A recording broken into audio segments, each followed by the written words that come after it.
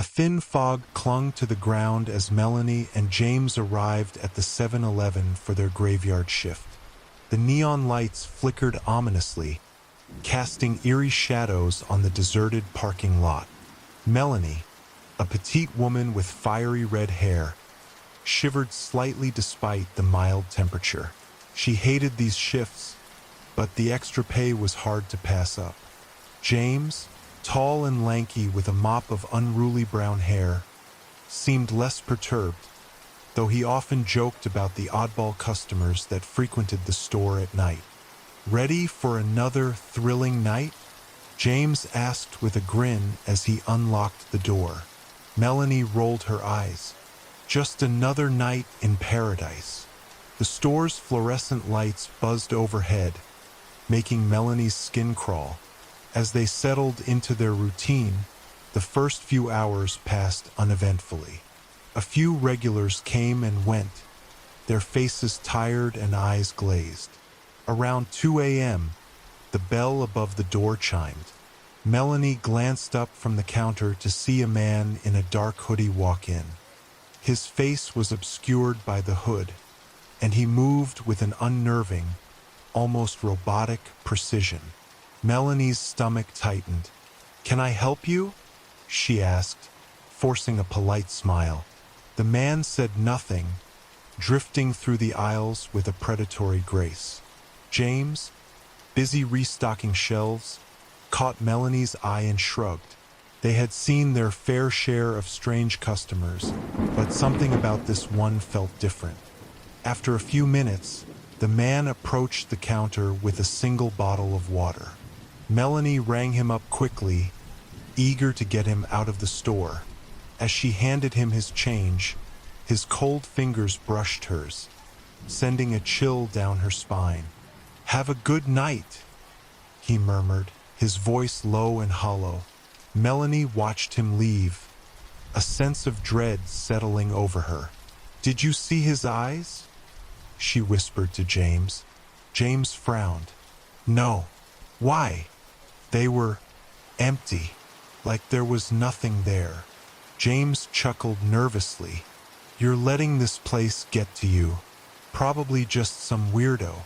Melanie tried to shake off the feeling, but as the night wore on, the atmosphere grew increasingly oppressive. The store's lights seemed to dim, and shadows danced at the edge of her vision. Every sound was amplified: the hum of the refrigerator, the ticking of the clock, the rustle of bags in the aisles. Around 3 a.m., the bell chimed again. This time, a young woman entered, her face pale and eyes wide with fear. She rushed to the counter, glancing over her shoulder as if expecting someone to follow.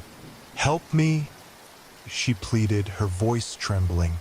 "Please, you have to help me." Melanie's heart raced. "What's wrong? Are you hurt?" The woman shook her head frantically. "They're coming. They always come at this hour. You have to lock the doors." James approached, concern etched on his face. "Who's coming? What's going on?" The woman grabbed James's arm, her grip surprisingly strong. "The shadows. They come for us. If you don't lock the doors, they'll get in." James exchanged a worried glance with Melanie. "Okay, let's lock the doors. Better safe than sorry."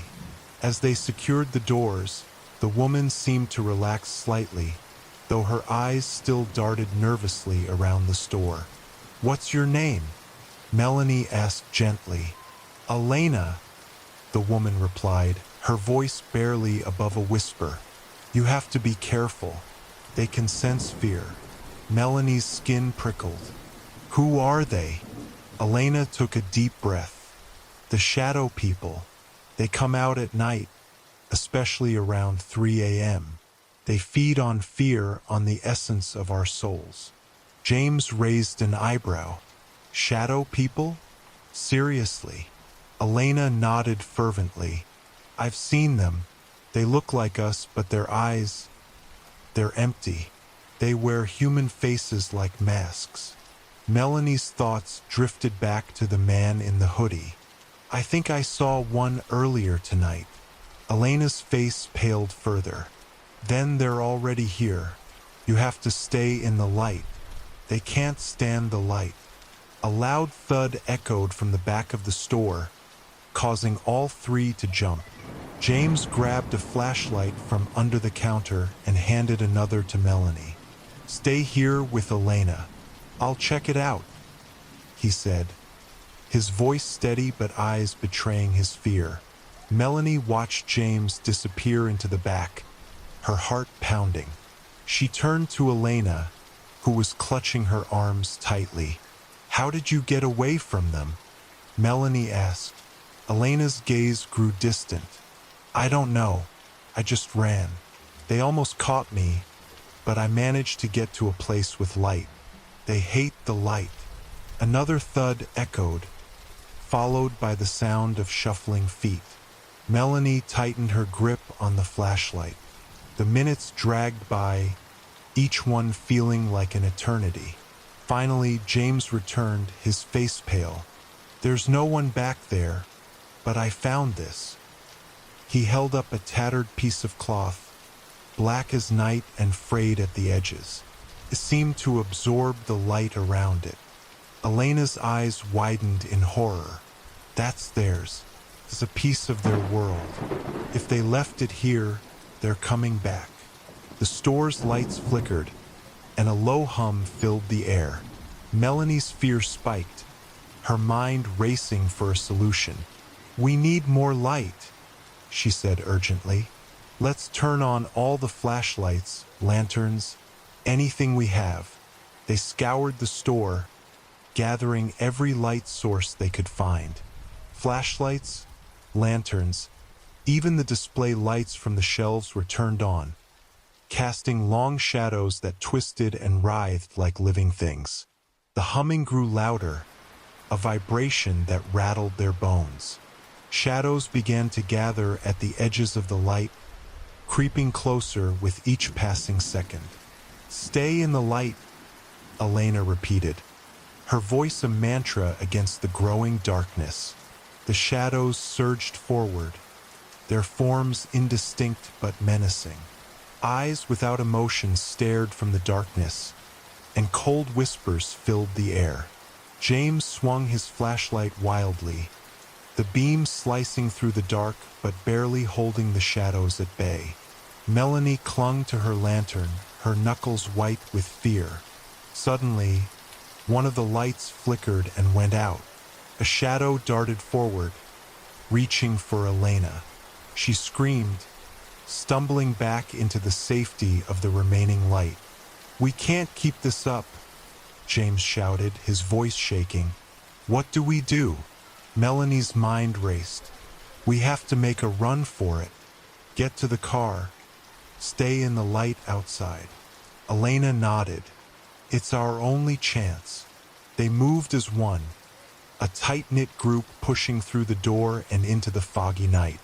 The parking lot was bathed in the harsh glow of the streetlights, but the shadows were close behind, stretching and contorting with unnatural speed.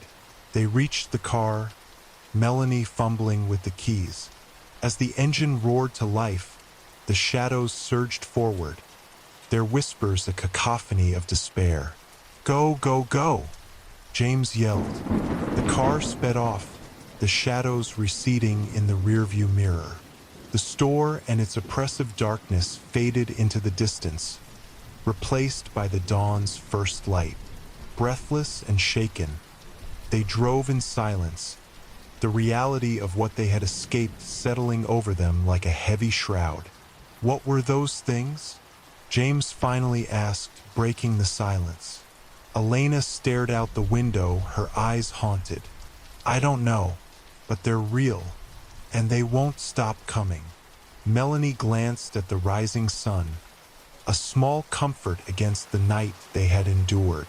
We'll be ready, she said quietly, determination hardening her voice. Whatever they are, we'll be ready. As they drove toward the safety of the day, the shadows lingered in their minds, a dark reminder of the terror that lurked just beyond the light.